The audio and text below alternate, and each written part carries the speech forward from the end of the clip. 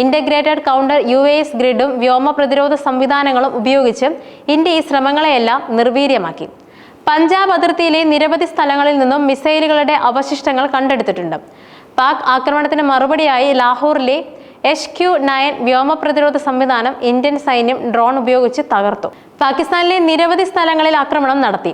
സംഘർഷം വർദ്ധിപ്പിക്കാൻ ഇന്ത്യൻ സേനയ്ക്ക് ഉദ്ദേശമില്ലെന്നും പ്രകോപനമുണ്ടാക്കിയാൽ ഇനിയും തിരിച്ചടി ഉണ്ടാകുമെന്നും സോഫിയ ഖുറേഷിയും വ്യോമിക സിംഗും വ്യക്തമാക്കി.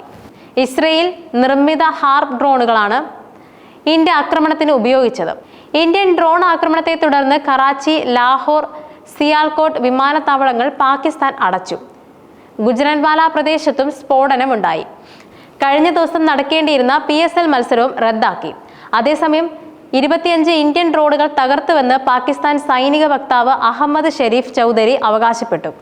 ഇന്ത്യൻ ഡ്രോണുകൾ ആക്രമണത്തിൽ ഒരാൾ കൊല്ലപ്പെട്ടതായും ഏതാനും പേർക്ക് പരിക്കേറ്റതായും ചൗധരി സ്ഥിരീകരിച്ചു.